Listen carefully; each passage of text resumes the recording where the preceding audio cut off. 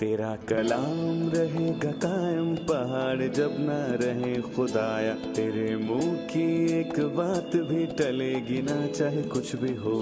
तेरी मान दिए है जिंदा सोने से भी कीमती, मेरा दिल ये दे गवाही है ये किताब अजीम। नाज़िल करे अपना कलाम शिकस्ता दिलों को सुकून मिले, तारीकी दूर हो मेरी राहें रोशन कर। दिल अपना कलाम कसरत से ए खुदा बदल दे, रिहाई दे कसरत से फल में नाम। कलाम रहेगा कायम पहाड़ जब ना रहे खुदाया, तेरे मुंह की एक बात भी टलेगी ना चाहे कुछ भी हो। भाई यूसुफ चौथी आयत में लिखा है, यीशु ने सुनकर कहा कि ये बीमारी मौत की नहीं है बल्कि खुदा के जलाल के लिए है, ताकि उसके वसीले से खुदा के बेटे का जलाल जाहिर हो। इसका क्या मतलब है कि बीमारी मौत की नहीं? क्या खुदा, जैसा कि दावा किया जाता है, इंसान के दुख, उसकी तकलीफ या आजमाइश को अपना जलाल जाहिर करने को इस्तेमाल करता है? इसके बारे में आप क्या कहेंगे? हम कितने बाबरकत लोग हैं कि मसीह ने मौत के डंक को तबाह किया और ये जमानत दी कि जब हमारी आंखें यहाँ बंद होंगी तो हम खुदा की बादशाही में अपनी आंखें खोलेंगे।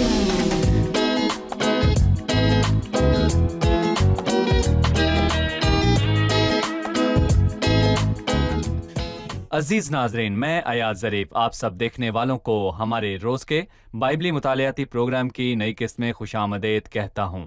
हम अपने मुताले में यूहन्ना की इंजील के 11वें बाब पर पहुंच चुके हैं और आज हम खुदावंद यीशु मसीह के साथ लाजर के घर में चलेंगे और हम देखेंगे कि खुदावंद का दिल, खुदावंद का इख्तियार और उसकी अलूहियत बैतनिया में किस तौर पर जाहिर हुए। लेकिन सबसे पहले मैं खुदा के खादिम भाई यूसुफ रियाज को स्टूडियोज में खुशामदीद कहूंगा। खुशामदीद भाई। बहुत शुक्रिया भाई। आप कैसे हैं? मैं ठीक हूँ, खुदा का शुक्र हो। शुक्रिया। साथ ही मैं स्टूडियो में मौजूद दीगर मेहमानों को भी खुशामदीद कहूंगा। आप सबसे दरखास्त है कि पेपर्स पर अपने सवालात को नोट करें। खुदा आपको बरकत दे। भाई यूसुफ, मैं चाहूंगा कि 11वें बाब के मुतालिक आप हमें कुछ बताइए। 11वें बाब में मसीह ने सबसे हैरान कुन मौजज़ा किया। बहरहाल उसके सारे काम ही अजीम और शानदार हैं, लेकिन यहाँ पर वो चोटी पर पहुंचा। यूहन्ना की अंजील इस मौजज़े का तस्करा एक नए अंदाज में करती है, क्योंकि इसमें मसीह की अलूहियत बाकी तमाम मौजज़ात से ज्यादा नजर आती है, क्योंकि उसने 5वें बाब में कहा कि जितने कब्रों में हैं मेरी आवाज सुनकर निकलेंगे। क्या ये मुमकिन है और क्या इसका कोई सबूत है, या क्या मसीह महज दावे कर रहा है? इस बाब में हम बताएंगे कि कैसे मसीह की आवाज उसके इल्फाज किसी मुर्दे को जलाते हैं जबकि उसका जिस्म सड़ चुका था और बू आती थी और वो 4 दिन से कब्र में था। ये मौजज़ा 11वें बाब में मिलता है, जिसका आगाज खुदा की मुर्दे जिंदा करने वाली कुदरत के तस्करे से होता है और इसका इख्तिताम बुरे लोगों के मसीह को कत्ल करने या कत्ल करने की कोशिशों के हवाले से है, जो वो उस अनोखे शख्स के खिलाफ कर रहे थे जो ढूंढने और बचाने को, जलाने और जिंदगी देने के लिए आया था। लाजर को मुर्दों में से जलाने के हवाले से, जो कि एक अजीम मौजज़ा है, हम ये जानना चाहेंगे कि मसीह जमीन पर होते हुए मुर्दों के जलाने के कितने वाकयात सामने आए। मैं ठीक से नहीं जानता, क्योंकि बाइबल यहाँ मत्ती 11वें बाब में बहुत सारे शिफाया और मुर्दों को जलाने वाले मौजज़ात का जिक्र करती है, लेकिन 3 मौजज़ात का तफसीली बयान हमें चारों अनाजील में वाज़े तौर पर मिलता है। यहाँ पर पहला मौजज़ा यायर की बेटी का है जो मर चुकी थी, और यायर की बेटी अपने बिस्तर पर ही पड़ी थी और उससे मरे हुए अभी थोड़ी देर ही हुई थी, लेकिन मसीह आया और उसे जिंदा कर दिया। जी सही, वो 12 साल की थी। फिर एक जवान शख्स था जिसे मरे काफी देर हो चुकी थी और वो उसे दफन करने को ले जा रहे थे।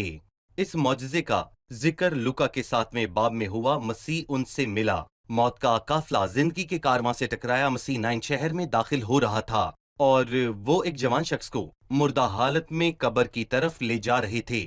یسوع کو اس کی ماں پر ترس آیا کیونکہ وہ بیوہ تھی اور اس کا ایک ہی بیٹا تھا اور وہ ایک جوان شخص تھا، لیکن مسیح نے اس لڑکے کو زندہ کیا اور اسے اس کی ماں کے حوالے کیا۔ اور تیسرا معجزہ، ایک بھائی جس کی 2 بہنیں تھیں اور وہ اکیلا کمانے والا تھا، ساری ذمہ داریاں اس پر تھیں، وہ بہت بیمار تھا، لیکن یسوع نے اس کی بیماری کو دور نہ کیا، نہ ہی اسے تب جلایا جب وہ اسے دفنانے کو لے گئے، بلکہ اس کے قبر میں رکھے جانے کے 4 دن بعد ایسا کیا۔ کیا یہ 3 معجزات 3 مختلف طبقہ عمر کے لوگ ہمیں انسان کے گناہ کی حالت کے متعلق کچھ سبق دے سکتے ہیں؟ جی ہاں، بالکل، تمام لوگ روحانی طور پر مردہ ہیں۔ لکھا ہے کہ تم اپنے قصوروں اور گناہوں کے سبب سے مردہ تھے، لیکن میں یہاں کہہ سکتا ہوں کہ ایک مردہ شخص ہے جو قابل عزت ہے، جیسے یائر کی بیٹی تھی، 12 سال کی بیٹی، جسے مرے کچھ دیر نہ گزری، یعنی اسے وہ سڑی ہوئی بو نہیں آتی۔ یہ ایک پیارے اور شائستہ اور مذہبی گناہ گاروں کو پیش کرتی ہے، لیکن وہ گناہ گار ہے اور خدا کی نگاہ میں مردہ ہے۔ ایک اور ہے جو زیادہ خطرناک ہے، اسے گھر پر نہیں رکھا جا سکتا، سو انہوں نے اس سے پیچھا چھڑانا تھا۔ انہیں اس جوان شخص کو اٹھا کر باہر لے جانا پڑا۔ ایسے لوگ ہیں جن کی بدی خطرناک ہے اور لوگوں کو ان سے پیچھا چھڑانا پڑتا ہے، اور یوں کہہ لیجئے کہ وہ معاملات جن میں کوئی امید باقی نہیں رہی، وہ بدبودار ہیں، اور کوئی بھی ایک سڑی ہوئی بدبودار لاش کو نہیں رکھتا، پھر چاہے وہ مارتھا ہی کیوں نہ ہو۔ وہ بھائی سے پیار کرتی تھی، لیکن جب مسیح نے کہا پتھر کو ہٹاؤ تو اس نے کہا کوئی ضرورت نہیں، خداوند اب کوئی امید نہیں رہی۔ میں کہوں گا ایسے لوگوں کے لیے نجات ناممکن ہے۔ سب نجات پا جائیں گے، یہاں تک کہ شیطان بھی نجات پا جائے گا، تو بھی یہ نہیں پائیں گے، لیکن خدا پھر بھی ان کو نجات دے سکتا ہے جن کی ہم کبھی امید نہیں کرتے، اور مجھے امید ہے کہ ہمارے بہت سے ناظرین برائیوں میں دھسے ہوئے ہوں گے، وہ برے لوگ ہوں گے، لیکن مسیح آج آپ کو نجات دینے کے لیے تیار ہے۔ بھائی یوسف، آپ ہمیں بیتنیہ کے اس گھرانے کے بارے میں کچھ بتا سکتے ہیں؟ مریم، مارتھا اور لازر کے بارے میں؟ اس گھرانے کے 3 افراد ہیں، لیکن ہم مریم اور مارتھا کے بارے میں بہت دفعہ پڑھتے ہیں۔ مثلا لوکا 10 میں ایک مارتھا نامی عورت نے یسوع کی اپنے گھر میں خدمت کی، اور ایسا لگتا ہے کہ اس کی بہن خاموش طبیعت اور اپنی بہن مارتھا کی طرح چاقو چوبند نہیں، سو اس لیے وہ مسیح کے قدموں میں بیٹھ کر مسیح کا کلام سن رہی تھی۔ لیکن اس ملاقات میں یہ واضح کرنا چاہتا ہوں کہ ہم لازر کے بارے میں کوئی ذکر نہیں پڑھتے، شاید وہ کام پر ہو یا پھر کسی اور جگہ، اس بارے میں ہم کچھ نہیں جانتے۔ اور دوسری بار جب ہم اس باب میں پڑھتے ہیں کہ 2 بہنوں نے مسیح کو پیغام بھیجا کہ جس سے تو محبت رکھتا ہے وہ بیمار ہے، اور یہاں سے ہمیں پتہ لگتا ہے کہ مسیح اور لازر کے درمیان تعلق ہے، اور مسیح لازر سے محبت رکھتا تھا، اور ان دونوں بہنوں نے مسیح کو پیغام بھیجا کہ وہ آئے۔ انہوں نے اسے آنے کا نہیں کہا، بس اتنا پیغام بھیجا کہ جس سے تو محبت رکھتا ہے وہ بیمار ہے۔ ایک چھوٹا سا پیغام دیا۔ اور تیسری بار 12ویں باب میں جب انہوں نے مسیح کے لیے شام کا کھانا تیار کیا تھا۔ اب میں پہلی آیت سے 16ویں آیت تک پڑھنا چاہوں گا، اس کے بعد ہم ایک چھوٹا سا وقفہ لیں گے اور مہمانوں کے سوالات کے ساتھ واپس آئیں گے اور پھر ان آیات پر بات کریں گے۔ یہاں پر کچھ یوں مرقوم ہے، مریم اور اس کی بہن مارتھا کے گاؤں بیتنیہ کا لازر نام آدمی بیمار تھا۔ یہ وہی مریم تھی جس نے خداوند پر عطر ڈال کر اپنے بالوں سے اس کے پاؤں پونچھے، اسی کا بھائی لازر بیمار تھا۔ پس اس کی بہنوں نے اسے یہ کہلا بھیجا کہ اے خداوند، دیکھ جسے تو عزیز رکھتا ہے وہ بیمار ہے۔ یسوع نے سن کر کہا کہ یہ بیماری موت کی نہیں بلکہ خدا کے جلال کے لیے ہے، تاکہ اس کے وسیلے سے خدا کے بیٹے کا جلال ظاہر ہو۔ اور یسوع مارتھا اور اس کی بہن اور لازر سے محبت رکھتا تھا، پس جب اس نے سنا کہ وہ بیمار ہے تو جس جگہ تھا وہیں 2 دن اور رہا۔ پھر اس کے بعد شاگردوں سے کہا کہ آؤ پھر یہودیہ کو چلیں۔ شاگردوں نے اس سے کہا اے ربی، ابھی تو یہودی تجھے سنسار کرنا چاہتے تھے اور تو پھر وہیں جاتا ہے؟ یسوع نے جواب دیا، کیا دن کے 12 گھنٹے نہیں ہوتے؟ اگر کوئی دن کو چلے تو ٹھوکر نہیں کھاتا، کیونکہ وہ دنیا کی روشنی دیکھتا ہے، لیکن اگر وہ رات کو چلے تو ٹھوکر کھاتا ہے، کیونکہ اس میں روشنی نہیں۔ اس نے یہ باتیں کہیں اور اس کے بعد ان سے کہنے لگا کہ ہمارا دوست لازر سو گیا ہے، لیکن میں اسے جگانے جاتا ہوں۔ پس شاگردوں نے اس سے کہا اے खुदावंद अगर सो गया है तो बच जाएगा। यीशु ने तो उसकी मौत की बाबत कहा था, मगर वो समझे कि आराम की नींद की बाबत कहा। तब यीशु ने उनसे साफ कह दिया, लाजर मर गया, और मैं तुम्हारे सबब से खुश हूं कि वहां ना था ताकि तुम ईमान लाओ, लेकिन आओ हम उसके पास चलें। बस तूमा ने, जिसे तवाम कहते थे, अपने साथ के शागिर्दों से कहा कि आओ हम भी चलें ताकि उसके साथ मरें। हम एक छोटा सा वक्फा लेंगे और वक्फे से वापस आकर मेहमानों के सवालात के साथ हाजिर होंगे। नाज़रीन, एक वक्फे के बाद आपसे फिर मुलाकात होगी।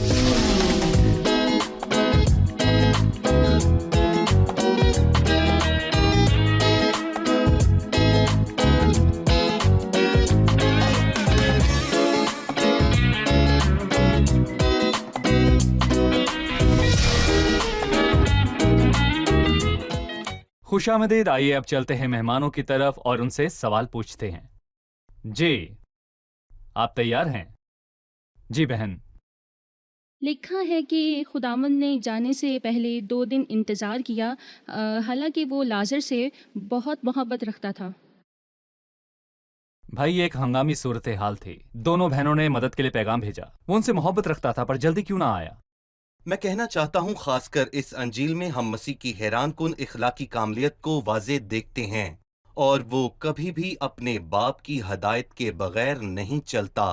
इस जलाली इकलौते बेटे ने फरमाबरदारी करना सिखाया, और ऐसे 3 वाक़यात मौजूद हैं जो शायद हमें अजीब लगें, लेकिन हमारी सोच मसीह की सोच नहीं है। पहली दूसरे बाब में है, जब मुकद्दसा मरियम उसे कहती है कि इनके पास मैं नहीं रही। उसने उसे जवाब दिया, ए औरत, तुझे मुझसे क्या काम, अभी मेरा वक्त नहीं आया। दूसरा वाकया 7वें बाब में है, जब उसके भाई उसे फसा के लिए यरूशलेम जाने को कहते हैं। तू बहुत से मौजज़ात करता है, लेकिन तुझे चंद लोग जानते हैं। उसने जवाब में कहा, अभी मेरा वक्त नहीं आया, तुम्हारे लिए तो कोई भी वक्त ठीक नहीं है, लेकिन मैं अपने बाप की हदायत से चलता हूँ, ना कि लोगों की। और यहाँ इस वाक़ये में एक अजीज घराने की तरफ से हंगामी बुलावा था, और यहाँ पर मैं ये भी कहना चाहूँगा कि अगर वो अपने जज्बात को देखता तो वो इस पुकार का जवाब देने को जल्द चला जाता। सो उसने अभी उसे जाने को ना कहा था, सो उसने तब तक इंतजार किया जब तक बाप ने उसे इजाजत ना दी।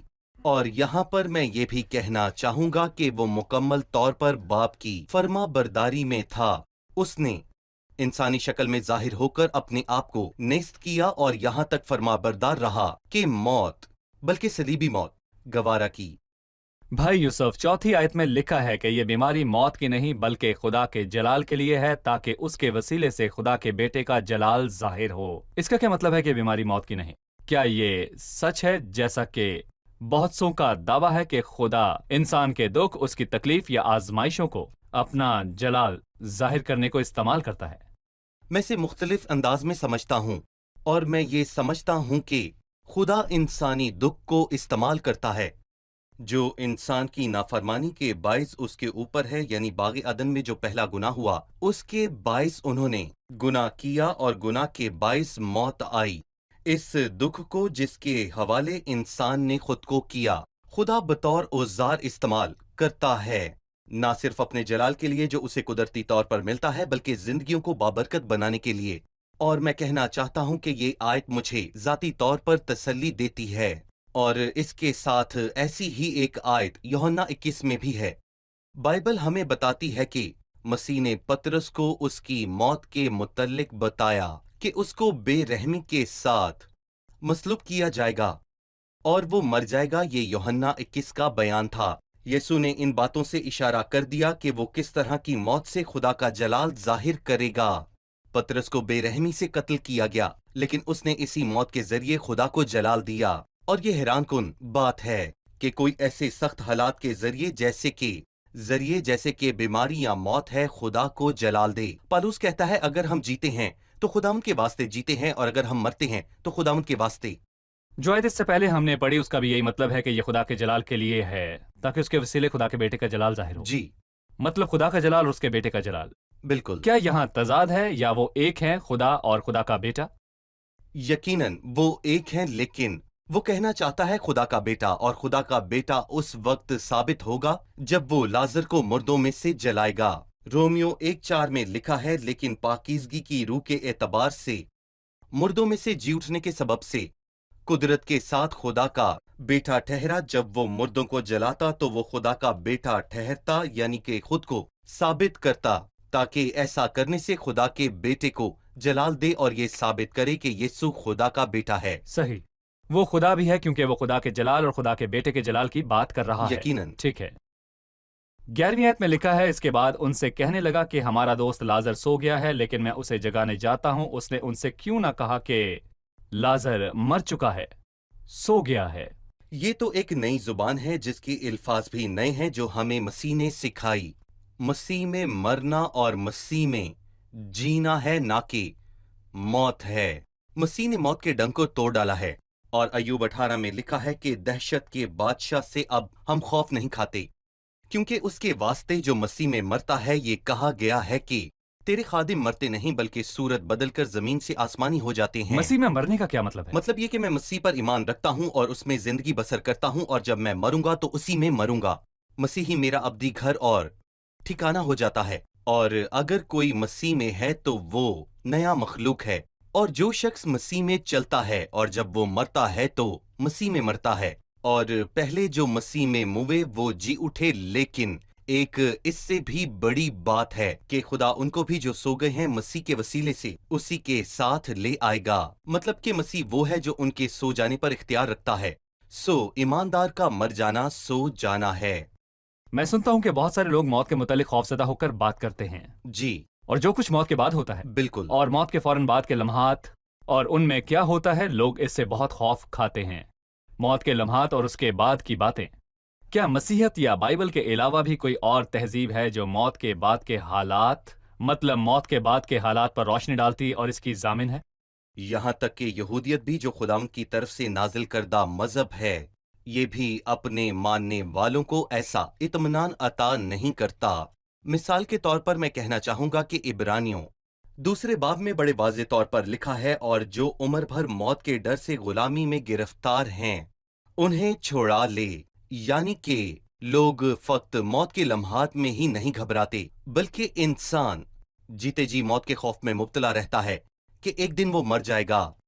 लोगों पर मौत का खौफ गालिब है, लेकिन इस बात के लिए हम मसीह के तहे दिल से शुक्रगुजार हैं कि उसने मौत के डंक को तोड़ डाला है, और ये जमानत दी है कि जब हमारी आंखें यहाँ बंद होंगी तो हम खुदाम की बादशाही में अपनी आंखें खोलेंगे। ये मसीह के मौजज़ात में से एक है। जी हाँ, ऐसा ठीक है भाई यूसुफ, अब मैं आपके सामने 17वीं आयत से 27वीं आयत तक पढ़ूंगा। 17वीं आयत से 27वीं आयत तक लिखा है कि बस यीशु को आकर मालूम हुआ कि उसे कब्र में रखे 4 दिन हुए।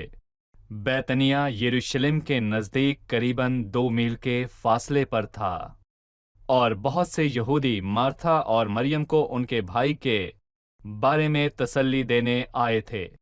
पस मार्था यीशु के आने की खबर सुनकर उससे मिलने को गई, लेकिन मरियम घर में बैठी रही।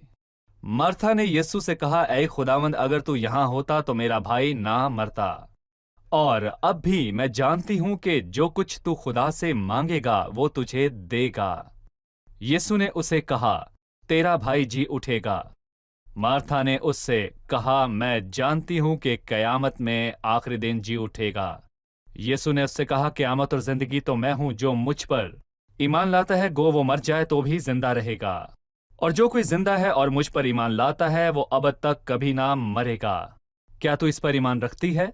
उसने उससे कहा, हाँ ऐ खुदावंद, मैं ईमान ला चुकी हूं कि खुदा का बेटा मसीह जो दुनिया में आने वाला था तू ही है।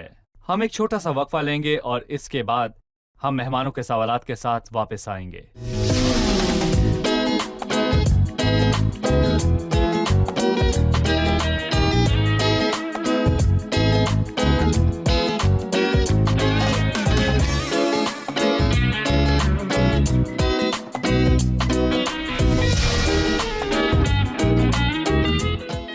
खुशामदीद। आइए अब चलते हैं मेहमानों की तरफ और उनसे सवाल पूछते हैं। जी, कौन सवाल पूछेगा? जी। आयत 25 में यीशु कहता है, जो मुझ पर ईमान लाता है गो वो मर भी जाए तो भी जिंदा रहेगा, और जो कोई जिंदा है और मुझ पर ईमान लाता है अब तक कभी ना मरेगा। क्या तू इस पर ईमान रखती है? اس نے اس سے کہا، ہاں اے خداوند، میں ایمان لا چکی ہوں کہ تو خدا کا بیٹا مسیح جو دنیا میں آنے والا تھا تو ہی ہے۔ کیا مہربانی کے ساتھ ان 2 آیات کی تشریح کر سکتے ہیں؟ قیامت اور زندگی تو میں ہوں۔ دراصل مارتھا ایمان رکھتی تھی کہ قیامت ایک واقعہ ہے جو آخری دن پیش آئے گا، اور مسیح یہاں خود کو قیامت اور زندگی کہتا ہے۔ مردوں کے واسطے وہ قیامت ہے اور زندوں کے واسطے وہ زندگی ہے۔ جو کوئی مجھ پر ایمان لاتا ہے گو وہ مر بھی جائے تو زندہ رہے گا، اور جو کوئی زندہ ہے وہ مجھ پر ایمان لاتا ہے وہ ابد تک زندہ رہے گا۔ یہ پرانے عہد نامے کی 2 سوالوں کا جواب ہے۔ پہلا سوال ایوب 14ویں باب میں کیا تھا؟ اگر آدمی مر جائے تو پھر کیا جیے گا؟ مسیح اس کا جواب دیتا ہے کہ جو کوئی مجھ پر ایمان لائے گا مر بھی جائے تو زندہ رہے گا۔ اور دوسرا سوال یہ ہے کہ زبور 89:48 میں وہ کون سا آدمی ہے جو جیتا رہے گا اور موت کو نہ دیکھے گا؟ مسیح یہاں کہتا ہے جو کوئی زندہ ہے اور مجھ پر ایمان لاتا ہے وہ ابد تک کبھی نہ مرے گا۔ کیا تو اس پر ایمان رکھتی ہے؟ یقیناً مارتھا اس پر مکمل طور پر ایمان اور اسے سمجھ نہیں سکتی تھی۔ اس نے کہا، ہاں اے خداوند، میں ایمان لا چکی ہوں کہ خدا کا بیٹا مسیح جو دنیا میں آنے والا تھا تو ہی ہے۔ مسیح نے کہا قیامت اور زندگی تو میں ہوں، جو مجھ پر ایمان لاتا ہے گو وہ مر بھی جائے ابد تک زندہ رہے گا۔ اور پھر کہتا ہے جو کوئی زندہ ہے اور مجھ پر ایمان لاتا ہے وہ ابد تک کبھی نہ مرے گا اور موت کو نہ دیکھے گا۔ میں پوچھنا چاہوں گا کہ کیا اس کا مطلب ہے کہ مسیحی ایماندار موت سے نہ گزریں گے؟ اگر ہم جانتے ہیں کہ بائبل میں موت کے 3 پہلو بتائے گئے ہیں، اخلاقی، جسمانی اور ابدی موت، اس سے ہمیں سمجھنے میں آسانی ہوگی۔ بتائیے۔ اور اخلاقی موت کے گناہ اور بدی کی بدولت ہم سب مردہ ہیں، اور سچا ایماندار موت سے نکل کر زندگی میں داخل ہو جاتا ہے۔ اس لیے کوئی اخلاقی موت نہیں رہتی کیونکہ وہ خدا سے جدا نہیں رہتا۔ اور جسمانی موت جس سے اب ہم خوف نہیں کھاتے، اب موت کا خوف نہیں رہا، کیونکہ مسیح نے اس سے کہا یہ سو جانا ہے۔ ہمارا دوست لازر سو گیا ہے۔ سو جانے سے آپ کی مراد کیا ہے؟ کہ وہ بیمار ہے اور اس کی آنکھ لگ گئی ہے، سو اس نے موت کی بجائے اسے سو جانے کا نام دیا۔ اور رہی بات دوسری موت کی یا ابدی موت کی، تو جیسے کہ لکھا ہے کہ جو غالب آئے اس کو دوسری موت سے نقصان نہیں پہنچے گا، یعنی کہ حقیقی ایماندار کو نقصان نہیں۔ ہم ہر طرح کی اخلاقی موت پر پہلے ہی غالب آ چکے ہیں، اور جہاں تک بات ہے ابدی موت کی تو ہم ہرگز اس کو نہ دیکھیں گے۔ اور جسمانی موت جس کا تجربہ کچھ ایمانداروں کو ہو سکتا ہے، یہ بھی اب موت نہیں کہلاتی بلکہ یہ سو جانا ہے۔ مارتھا نے خداوند سے کہا اگر تو یہاں ہوتا تو میرا بھائی نہ مرتا۔ وہ وفادار تھی۔ جی، لیکن کیا آپ کو بھی یہ نہیں لگتا کہ گویا وہ خداوند کو الزام دے رہی ہے اور وہ کہہ رہی ہے کہ تو یہاں ہوتا تو بھائی نہ مرتا، لیکن چونکہ تو یہاں نہیں تھا وہ مر گیا، اب سب ختم ہو گیا اور اب معاملہ تیرے ہاتھ سے نکل چکا ہے۔ ہم ان لوگوں کو مخاطب کرنا چاہتے ہیں جو خداوند کے کام کرنے کے طریقے کو طے کرتے ہیں، اور اگر خدا اس طریقے پر نہ چلے تو پھر معاملہ اس کے ہاتھ سے نکل چکا ہے۔ یہ واقعی ایک اچھا نظریہ ہے۔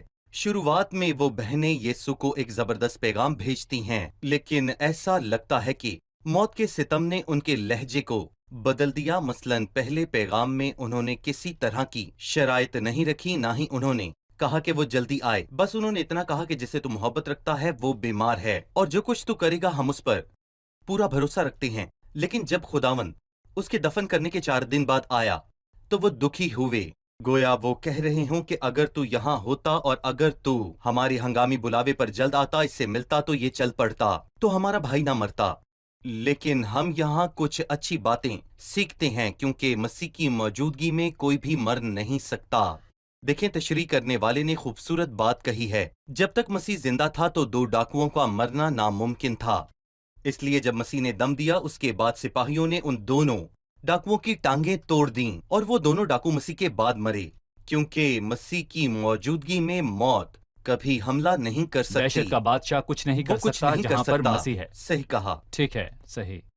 اگر ہم اپنے عزیزوں کی حوصلہ افزائی کرنا چاہیں جن پہ نئی آزمائشیں آئی ہیں اور وہ چاہتے ہیں کہ خداوند پہلے ہی دن ان کے لیے آ جائے، انہوں نے پیغام بھیجا ہے، دعا کی ہے اور خداوند کے آنے کا انتظار کرتے ہیں، لیکن خداوند ٹھہرا ہوا ہے اور وہ چوتھے دن ان کے پاس آئے گا، انہیں کیا کہیں گے آپ؟ دیکھیں بھائی، یہاں پہلے میں یہ کہنا چاہوں گا کہ یہ گھرانہ جو بیتنیہ میں ہے انہیں خدا کے تاخیر کرنے یا صبر سے کیا فائدہ حاصل ہوگا؟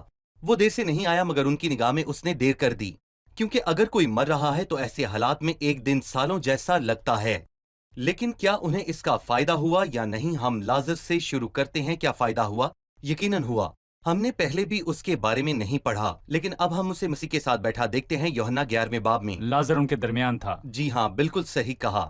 لیکن کیا مارتھا کو اس کا فائدہ ہوا یا نہیں؟ لوکا 10 میں لکھا ہے کہ وہ خدمت کرتے ہوئے بڑبڑا رہی تھی، لیکن یوحنا 12ویں باب میں وہ خوشی سے خدمت کر رہی تھی، مطلب اسے فائدہ ہوا۔ آئے مریم کی بات کرتے ہیں، کیا اس سے فائدہ ہوا؟ اس سے بھی فائدہ ہوا، لیکن خداوند برائی میں سے بھلائی پیدا کرتا ہے، اور ہم جانتے ہیں کہ سب چیزیں مل کر خدا سے محبت رکھنے والوں کے لیے بھلائی پیدا کرتی ہیں۔ راست بازوں کی بات کروں تو بھلا ہوگا، اور اگر برا ہو جاتا ہے تو کہیں کہ بھلا ہوگا، تو پھر آپ دیکھیں کہ جو خداوند سے محبت رکھتے ہیں وہ ان کے لیے برائی میں سے بھلائی کو پیدا کرتا ہے۔ بھائی یوسف، مارتھا نے جو 27ویں آیت میں کہا، میں چاہوں گا کہ اس پر بات کی جائے۔ اس نے اس سے کہا، ہاں اے خداوند، میں ایمان لا چکی ہوں کہ خدا کا بیٹا مسیح جو دنیا میں آنے والا تھا وہ تو ہی ہے۔ اچھی بات کہی، لیکن وہ اس طرف بھی اشارہ کرتا ہے کہ وہ مسیح کا مطلب نہ سمجھ سکی۔ یہ ایمان کی ایک اچھی بات ہے جب وہ یہ کہتی ہے کہ خدا کا بیٹا مسیح جو دنیا میں آنے والا تھا تو ہی ہے۔ یہ بالکل صحیح جواب ہے، لیکن یہاں سوال مختلف ہے۔ آپ جانتے ہیں کہ جب کوئی امتحانی پرچے میں امتحان کے سوال سے ہٹ کر جواب دیتا ہے، صحیح، ہو سکتا ہے وہ ٹھیک ہو لیکن اسے اس کے نمبر نہیں ملتے، لیکن یہاں خداوند اسے پاس کرتا ہے، 0 نہیں دیتا، اور اسے پوچھ رہا ہے کیا تو اس پر ایمان لاتی ہے؟ اس سے مراد ہے کہ قیامت اور زندگی میں ہوں، اور جو مجھ پر ایمان لاتا ہے مر بھی جائے تو زندہ رہے گا۔ اس کے بیان سے یہ واضح ہے اس نے ایمان نہیں رکھا۔ اس کا ثبوت یہ ہے کہ جب مسیح نے کہا کہ پتھر کو ہٹا تو اس نے کہا اب معاملہ ہاتھ سے نکل چکا ہے۔ وہ اب تک نہ جانتی تھی کہ وہ جی قیامت اور ہاں، زندگی۔ وہ نہیں جانتی تھی کہ قیامت اور زندگی وہی ہے، لیکن میں یہ کہوں گا کہ اس کا ایمان بڑا تھا کہ خدا کا بیٹا مسیح تو ہی ہے۔ ہم جاننا چاہیں گے کہ اس کے بعد کیا ہوا، لیکن اس کو ہم اگلی قسط میں جانیں گے۔ خدا آپ کو برکت دے۔ آپ کو بھی وقت ہے کہ ہم برکت دے۔ مہمانوں کے ساتھ قسط کی دہرائی کریں۔ آمین۔ کیا آپ تیار ہیں؟ اب ہم مل کر قسط کی دہرائی کریں گے۔ یسوع نے کہا، یہ بیماری موت کی نہیں بلکہ خدا کے جلال کے لیے ہے، تاکہ خدا کا بیٹا جلال پائے۔ اس کا کیا مطلب ہے؟ ہم نے دیکھا کہ خدا انسانوں کے دکھوں اور تکلیفوں اور بیماریوں کے لیے ذمہ دار نہیں ہے، بلکہ ایسا ہونے کی وجہ گناہ کا دنیا میں داخل ہونا ہے، اور خدا انسان کے دکھ اور اس کی تکلیف کو اپنے جلال کے لیے استعمال کرتا ہے، اور انسان کو اس کے وسیلہ سے برکت دینے کے لیے کہ برائی میں بھلائی پیدا کرے۔ صحیح۔ خداوند نے 2 بہنوں کے ہنگامی بلاوے کا جواب جلد کیوں نہ دیا، اور جلد کیوں نہ آیا، بلکہ وہ 2 دن تک رکا رہا؟ یہاں ہم دیکھتے ہیں کہ خدا کے بیٹے نے خدا کی مکمل فرما برداری کا مظاہرہ کیا۔ خداوند یسوع نے کبھی بھی لوگوں کی خواہشات کے مطابق کچھ نہیں کیا، بلکہ جو کچھ کیا خدا کی ہدایت کے مطابق کیا۔ جی ٹھیک ہے بھائی، آپ کیا واہ، کہیں گے؟ بہت ہی اچھی بات کیا آپ کہی۔ فل مارکس دیں گے؟ جی ہاں، خدا آپ کو برکت دے۔ اگلی قسط میں آپ سے پھر ملاقات ہوگی۔ بھائی یوسف، آپ خدا کا آپ بھی کو برکت شکریہ۔ دے۔